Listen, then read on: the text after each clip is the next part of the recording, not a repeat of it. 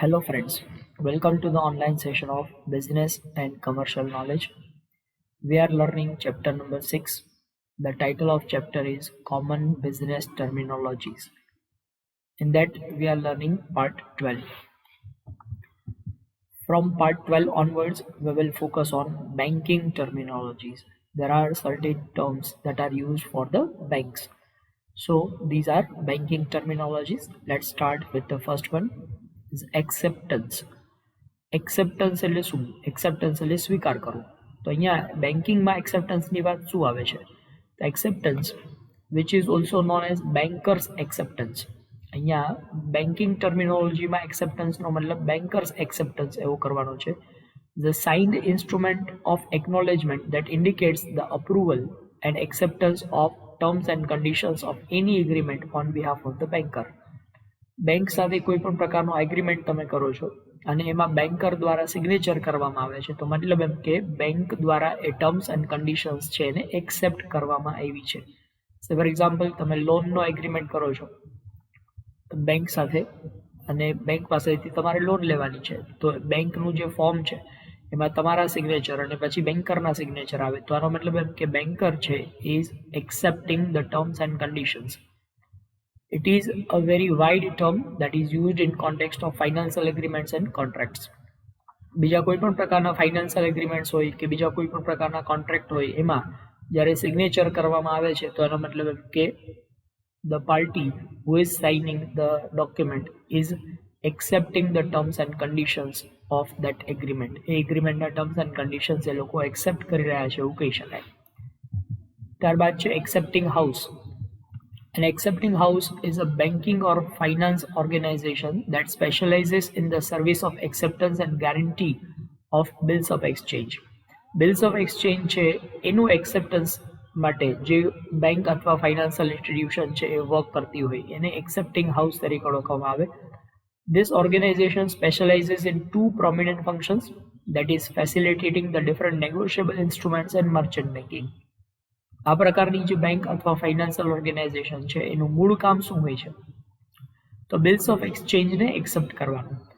તમારી પાસે કોઈ બિલ્સ ઓફ એક્સચેન્જ છે એની મેચ્યોરિટી ડેટ પહેલાં તમારે રકમની જરૂરિયાત છે, તો તમે આ એક્સેપ્ટિંગ હાઉસ પાસે જઈ અને એને ડિસ્કાઉન્ટ ઉપર એને વટાવીને તમે તમારા પૈસા છે મેળવી શકો છો. તો આ પ્રકારનું કામ કરતી જે બિઝનેસ ફર્મ છે કે ફાઇનાન્શિયલ ઓર્ગેનાઇઝેશન છે ને એક્સેપ્ટિંગ હાઉસ તરીકે ઓળખવામાં આવશે. ફરીથી પાછી વાત કરીએ, તમારી પાસે જે બિલ્સ ઓફ એક્સચેન્જ છે, બિલ્સ ઓફ એક્સચેન્જની મેચ્યોરિટી ડેટ પહેલાં તમારે અમાઉન્ટની રિક્વાયરમેન્ટ છે, તો એ અમાઉન્ટ તમને આ એક્સેપ્ટિંગ હાઉસનું કામ કરતી જે બેંક અથવા ફાઇનાન્શિયલ ઇન્સ્ટિટ્યુશન છે ત્યાં તમે આ બિલ્સ ઓફ એક્સચેન્જને પ્રેઝન્ટ કરો, તમને તમારા પૈસા મળી જશે અને બિલ ઓફ એક્સચેન્જ છે એ બેંક પાસે રહેશે. બેંક છે એની મેચ્યોરિટી ડેટ ઉપર અમાઉન્ટ મેળવી લેશે. આ કામ માટે એ એક્સેપ્ટિંગ હાઉસ તમારી પાસેથી ડિસ્કાઉન્ટ ચાર્જ કરશે. તો આ પ્રક્રિયા કરતી જે બેંક અથવા ફાઇનાન્શિયલ ઇન્સ્ટિટ્યુશન છે એને એક્સેપ્ટિંગ હાઉસ તરીકે ઓળખવામાં આવે. ત્યારબાદ next, account balance. The total amount of money in particular bank account. તમારા અકાઉન્ટમાં જેટલી ટોટલ અમાઉન્ટ પડી છે એ તમારી અકાઉન્ટ બેલેન્સ કહેવાય. Along with the debit and credit amounts, the net amount is also termed as account balance. તો તમારા bank અકાઉન્ટની અંદર કોઈ પર્ટિક્યુલર ડેટ ઉપર જેટલી રકમ અવેલેબલ છે એને અકાઉન્ટ બેલેન્સ તરીકે ઓળખવામાં આવશે. દેન અક્રૂડ ઇન્ટરેસ્ટ. અક્રૂડ એટલે સંચિત થયેલું, ભેગું થયેલું interest. Accrued interest is the interest accumulated on an investment but is not yet paid. Interest છે અર્ન થયેલું છે પણ હજી એને પેમેન્ટ કરવામાં નથી આવ્યું, તો જે ભેગું થયેલું ઇન્ટરેસ્ટ છે that is called accrued interest. Often accrued interest is also termed as interest receivable. જેટલું ઇન્ટરેસ્ટ ભેગું થયેલું છે એ તમને અલ્ટિમેટલી તો મળવાનું જ છે, તો એને બીજા ટર્મ્સમાં કહીએ છીએ interest receivable. Some banking books prefer to call it as the interest that is earn but not yet paid. ઘણી વખત બેંકની બુકમાં interest that is earn but not paid આવા શબ્દોનો પણ ઉપયોગ કરવામાં આવે છે. મતલબ કે ઇન્ટરેસ્ટ તમને મળવાનું બાકી છે, હજી પે નથી કર્યું પણ તમારા માટે તમે અર્ન તો કરી લીધું છે, તો એ ઇન્ટરેસ્ટને કહેવાશે અક્રૂડ ઇન્ટરેસ્ટ. ત્યારબાદ છે એડમિનિસ્ટર્ડ rates. Administered rates are the rates of interest which can be changed contractually by the lender. Administered rate એટલે એ ઇન્ટરેસ્ટ રેટની જ વાત છે. એ લેન્ડર દ્વારા મતલબ કે જે લોન આપનાર વ્યક્તિ છે એની વચ્ચે અને લોન લેનાર વ્યક્તિ છે એની વચ્ચે જે ઇન્ટરેસ્ટનું એગ્રીમેન્ટ થયું છે એ ઇન્ટરેસ્ટ એને એડમિનિસ્ટર્ડ ઇન્ટરેસ્ટ કહેવાય. પણ એમાં એવી કન્ડિશન હોય કે જ્યારે લેન્ડર છે એની ઈચ્છા પ્રમાણે આ ઇન્ટરેસ્ટ રેટ છે એમાં ચેન્જ કરી શકાશે. In some cases these rates can also be changed by the depositor and also by the payee. આ ઇન્ટરેસ્ટ રેટ છે ડિપોઝિટર દ્વારા અથવા તો પેઈ દ્વારા પણ ચેન્જ કરી શકાતા હોય છે. The lose and provisions that monitor the concept of administered rate differ in each jurisdiction. અલગ અલગ જ્યુરિસ્ડિક્શન માટે મતલબ અલગ અલગ કાર્યક્ષેત્ર માટે એડમિનિસ્ટર્ડ રેટનો કન્સેપ્ટ છે એ અલગ અલગ એના પ્રોવિઝન્સ હોઈ શકે. ત્યારે ચેન્જ કરી શકાશે, કેવી રીતે ચેન્જ કરી શકાશે એના માટેના રૂલ્સ રેગ્યુલેશન્સ છે એ જ્યુરિસ્ડિક્શન ટુ જ્યુરિસ્ડિક્શન ડિફરન્ટ હોઈ શકે છે. ત્યારબાદ અમેરિકન ડિપોઝિટરી રિસિપ્ટ, જેને ટૂંકમાં કહેવાય છે ADR, American depository receipt. American depository receipt, also known as ADR, are the depository receipt which are equal to a specific number of shares of a company that have been issued in a foreign country. કોઈ કંપનીના shares જે foreign કન્ટ્રીમાં issue કરવામાં આવેલા છે એ number of શેર્સની receipt એને કહેવાશે American depository receipt. American depository receipts are traded only in the United States of America. Similar mechanism exists for other countries also. દાખલા તરીકે તમારી પાસે કોઈ XYZ કંપનીના શેર્સ છે. આ XYZ કંપનીના શેર્સ અમેરિકામાં ઇસ્યુ કરવામાં આવેલા છે. આ XYZ કંપનીના 1000 શેર્સ તમે એની ઓનરશિપ ધરાવો છો. You own 1000 shares of XYZ Limited in America.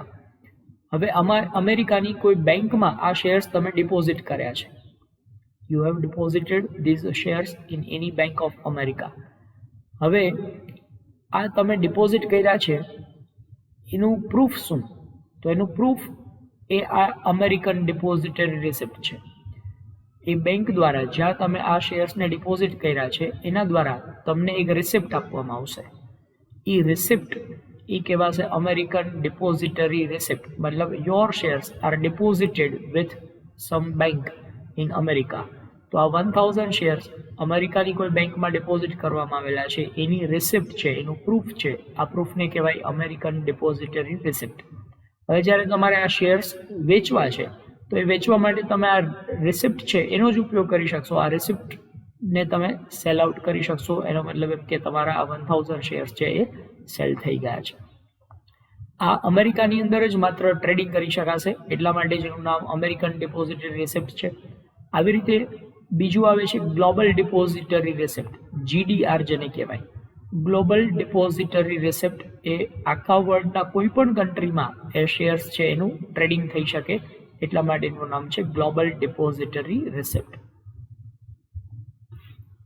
Then annuity આ ટર્મ આપણે લોકો પહેલાં પણ ભણી ગયા છીએ. જ્યારે રેગ્યુલર ઇન્ટરવલ ઉપર કોઈ ફિક્સ્ડ અમાઉન્ટ, કોઈ સ્પેસિફાઈડ અમાઉન્ટનું પેમેન્ટ તમારે કરવાનું હોય તો એને એન્યુઇટી કહેવાય. Annuities are contract that guarantee income or return in exchange of a huge sum of money that is deposited either at the same time or is paid with the help of periodic payments. કોઈ periodic payment તમારે કરવાનું થતું હોય છે. સે for example તમે બેંકમાં 10 lakh rupees deposit કર્યા છે અને એવી કન્ડિશન સાથે ડિપોઝિટ કર્યા છે આ 10 લાખ રૂપીસ કે બેંક તમને એવરી 6 months આ 10 લાખ રૂપીસનું ઇન્ટરેસ્ટ પે કરશે. તો interest is paid at a fixed interval with a fixed percentages. Fix percentage ઉપર ફિક્સ્ડ ઇન્ટરેસ્ટ તમને પે કરવામાં આવે છે. તો અહીંયા જે આ એગ્રીમેન્ટ થયો આ એગ્રીમેન્ટને એન્યુઇટી તરીકે ઓળખવામાં આવશે. તો annuity is nothing but the fixed payment at a regular interval. Some of the common types of annuities include deferred annuity, fixed annuity, immediate or variable variants. આ બધા એન્યુઇટીના અલગ અલગ ટાઈપ્સ છે. ત્યારબાદ automated clearing house. Automated clearing house સમજતા પહેલા આપણે clearing હાઉસનો concept સમજવો પડશે. નેક્સ્ટ ક્લિયરિંગ હાઉસ આવશે જ, પણ પહેલા હું તમને લોકોને એનો બેઝિક કન્સેપ્ટ સમજાવી દઉં. સે ફોર એક્ઝામ્પલ, તમારે પર્સન એ છે એને પર્સન બીને 10,000 રૂપીઝ પે કરવાના છે. Person A has to pay 10,000 rupees to person B. હવે પર્સન એ એની પાસે કેશ અવેલેબલ નથી, તો પર્સન એ એવું કહે છે કે હું તમને ચેક આપી દઉં. તો પર્સન એ એનું અકાઉન્ટ છે એસબીઆઈ બેંકની અંદર. તો પર્સન એ એસબીઆઈ બેંકનો એક ચેક લખીને આપે છે પર્સન બીને. પર્સન બી એને શું કરવાનું રહેશે? તો આ ચેકમાંથી એને કેશ મેળવવાના છે. તો કેશ મેળવવા માટે શું કરવું પડશે એને? તો એને પોતાની બેંકમાં આ ચેક છે એને ડિપોઝિટ કરવો પડશે. સે ફોર એક્ઝામ્પલ, પર્સન બી છે એનું અકાઉન્ટ એક્સિસ બેંકમાં છે. તો પર્સન બી શું કરશે? પર્સન બી એસબીઆઈનો આ ચેક છે એ એક્સિસ બેંકમાં ડિપોઝિટ કરશે. Person B will deposit this check of SBI into Axis Bank. કેવું? હવે એવું થયું કે એક્સિસ બેંક છે એ એસબીઆઈ પાસેથી 10,000 રૂપીઝ લેશે અને બીના અકાઉન્ટમાં ડિપોઝિટ કરી દેશે. મતલબ એસબીઆઈએ હવે એક્સિસ બેંકને અમાઉન્ટ પે કરવાની છે 10,000 રૂપીઝની. જે 10,000 રૂપીઝ એક્સિસ બેંક કોના અકાઉન્ટમાં ક્રેડિટ કરશે? તો it will be credited to person B's account. હવે આના માટે શું કરવામાં આવે? આના માટે પહેલાના ટાઈમમાં જે સિસ્ટમ હતી, જ્યારે ઇન્ટરનેટનું ડેવલપમેન્ટ નહોતું થયું ત્યારે એક ક્લિયરિંગ હાઉસ હોય. દરરોજ સાંજે 5 વાગે આખા રિજિયનમાં જેટલી પણ બેંક હોય એ બધી બેંકના એક રિપ્રેઝેન્ટેટિવ આ ક્લિયરિંગ હાઉસ ઉપર આવે. આખા દિવસમાં જેટલા પણ ચેક દરેક બેંકને મળ્યા છે એ દરેક બેંકના રિપ્રેઝેન્ટેટિવ પોતપોતાની પાસે અલગ અલગ બેંકના ચેક છે એની થપ્પી બનાવી અને આ ક્લિયરિંગ હાઉસ ઉપર પહોંચી જાય. આ ક્લિયરિંગ હાઉસ ઉપર એક રાઉન્ડ ટેબલ હોય. આ રાઉન્ડ ટેબલ ઉપર બધા લોકો એ ત્યાં સેટ થઈ જાય. એક્સિસ બેંક પાસે થોડાક ચેક છે એસબીઆઈના આવ્યા હશે, એવી રીતે એસબીઆઈ પાસે થોડાક ચેક છે એક્સિસ બેંકના આવ્યા હશે, આમ એચડીએફસીના ચેક હશે, કોઈ અલગ અલગ બેંકના ચેક છે એ દરેક પાસે અવેલેબલ હશે. તો હવે આ બધા જ લોકો એ ચેકને ત્યાં એડજસ્ટ કરશે, એક્સચેન્જ કરી લેશે. બરાબર. એવી રીતે એક્સિસ બેંક છે એ એસબીઆઈનો જે ચેક છે એ એસબીઆઈને આપી દે. એવી રીતે એસબીઆઈ છે એ પોતાની પાસે જે કંઈ પણ એક્સિસ બેંકના ચેક આવ્યા હશે એને આપી દેશે. આમ એ બધા ચેકનું એક્સચેન્જ થાય અને એ ચેકનું ક્લિયરિંગ થયું કહેવાય. આ પ્રક્રિયા જે છે એને કહેવાશે ક્લિયરિંગ. તો આ ક્લિયરિંગ છે એમાં એ ટાઈમ કન્ઝ્યુમિંગ હતું. મતલબ આ 1 કે 2 દિવસનો સમય લાગતો અને ત્યારબાદ છે તમારા અકાઉન્ટમાં રકમ ડિપોઝિટ થતી હતી. તો હવે આ પ્રોબ્લેમને સોલ્વ કરવા માટે ઇન્ટરનેટનો ઉપયોગ કરવામાં આવ્યો અને જેમાં ઓટોમેટેડ ક્લિયરિંગની ફેસિલિટી આપવામાં આવી, જેથી કરીને ઇમિડિયેટ અમાઉન્ટ છે તમને અવેલેબલ થઈ જાય અને ઓટોમેટિક ક્લિયરિંગ થઈ જાય. તો આ પ્રક્રિયાને ઓટોમેટેડ ક્લિયરિંગ તરીકે ઓળખવામાં આવે છે. પહેલાં જે હતું એ નોર્મલ ક્લિયરિંગ થતું હતું. An automated clearing house is a nationwide electronic clearing house that monitors and administers the process of check and fund clearance between banks.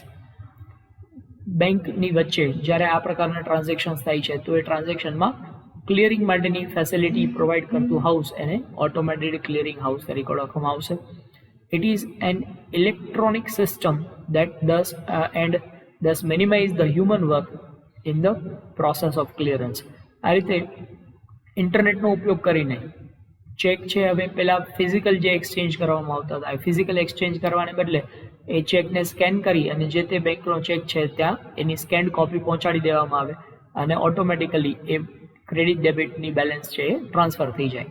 તો આ પ્રક્રિયા એ ઓટોમેટેડ ક્લિયરિંગની પ્રક્રિયા કહી શકાય.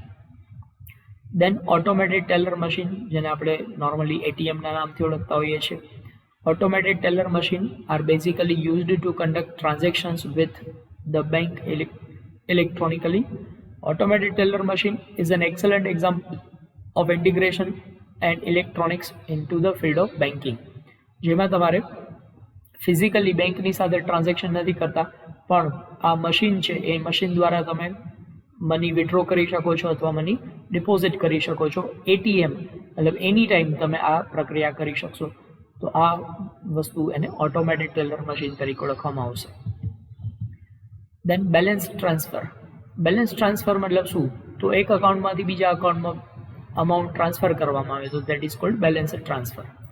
Balance transfer is the payment or repayment of credit debt with the help of another source of credit. In some cases, balance transfer also refers to transfer of funds from one account to another account. Fund છે એક અકાઉન્ટમાંથી બીજા અકાઉન્ટમાં transfer કરવામાં આવે, that is called balance transfer. Then bank account, very much simple. A bank account is an account held by a person with a bank. બેંકમાં જે કોઈ individual છે પોતાનું અકાઉન્ટ ધરાવે છે તો એને બેંક અકાઉન્ટ કહેવાશે. With the help of which the account holder can deposit, safeguard his money on interest and make check payments. જો તમારી પાસે બેંકમાં અકાઉન્ટ છે તો તમે તમારી અમાઉન્ટ છે બેંકમાં ડિપોઝિટ કરી શકો છો, મનીને સેફગાર્ડ કરી શકો, મતલબ કે તમારા રૂપિયા છે એને તમે પ્રોટેક્ટ કરી શકો, એના ઉપર ઇન્ટરેસ્ટ ઓન કરી શકો અને ચેક દ્વારા પેમેન્ટ પણ કરી શકો. Then bank rate. Bank rate is the interest rate at which the central bank is in the discharge of its function as bankers bank lends to the commercial bank.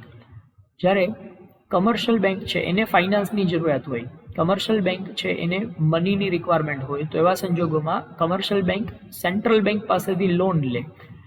Commercial bank central bank પાસેથી જે loan લેશે એ loan ઉપર central bank દ્વારા જે interest charge કરવામાં આવશે. Central bank છે આ કમર્શિયલ બેંકને કંઈ મફત લોન નહીં આપે, એના ઉપર શું કરશે? ઇન્ટરેસ્ટ ચાર્જ કરશે. તો interest charged by the central bank from the commercial bank is known as bank rate. Since this lending may be in the form of discounting of the securities. હવે અહીંયા બેંકને લોન આપવામાં આવે છે પણ loan છે એમને એમ નહીં આપવામાં આવે, એ સિક્યુરિટીઝને ડિસ્કાઉન્ટ કરવાના ફોર્મેટમાં આપવામાં આવશે. બરાબર, કમર્શિયલ બેંક પાસે જે કંઈ પણ સિક્યુરિટીઝ અવેલેબલ છે એ સિક્યુરિટીઝનું ડિસ્કાઉન્ટિંગ કરવામાં આવશે સેન્ટ્રલ બેંક દ્વારા. તો એ સેન્ટ્રલ બેંક છે એ ડિસ્કાઉન્ટ ઉપર આની ઉપર જે લોન આપે છે લોન ડિસ્કાઉન્ટેડ ઓફ સિક્યુરિટીઝના ફોર્મેટમાં આપવામાં આવે છે, એટલા માટે એને ડિસ્કાઉન્ટ રેટ તરીકે પણ ઓળખવામાં આવે છે. દાખલા તરીકે કોઈ કમર્શિયલ બેંક છે, સે ફોર એક્ઝામ્પલ આપણે વાત કરીએ SBI.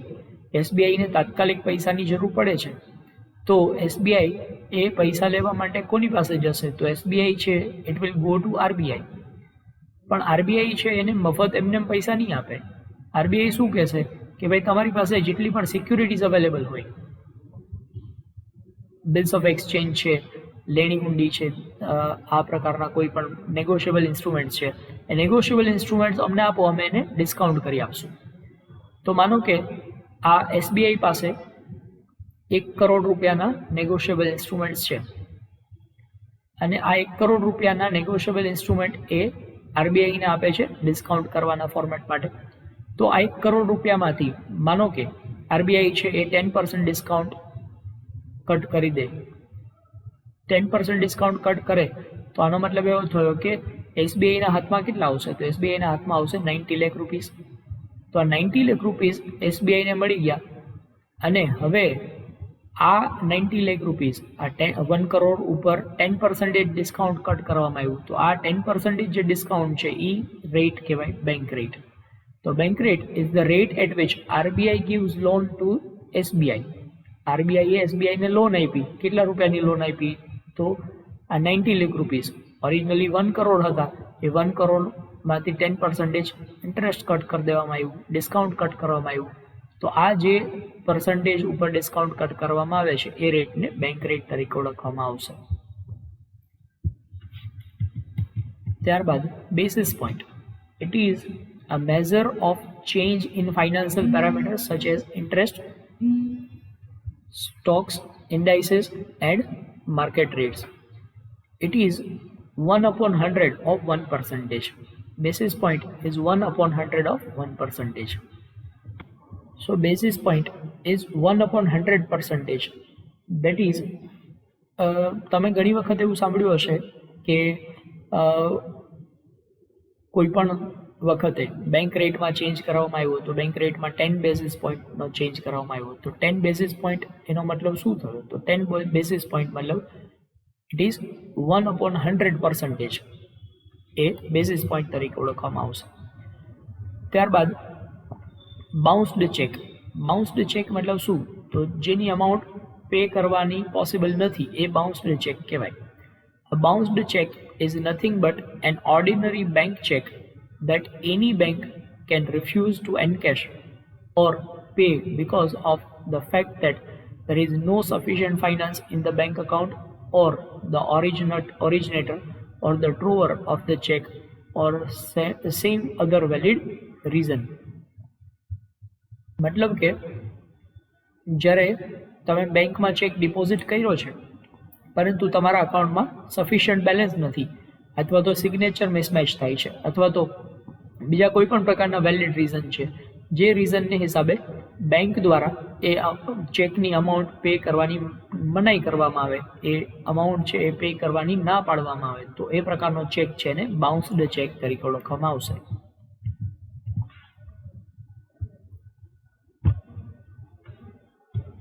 So these are all terms which are related to banks. I hope you understand them very well. Thank you.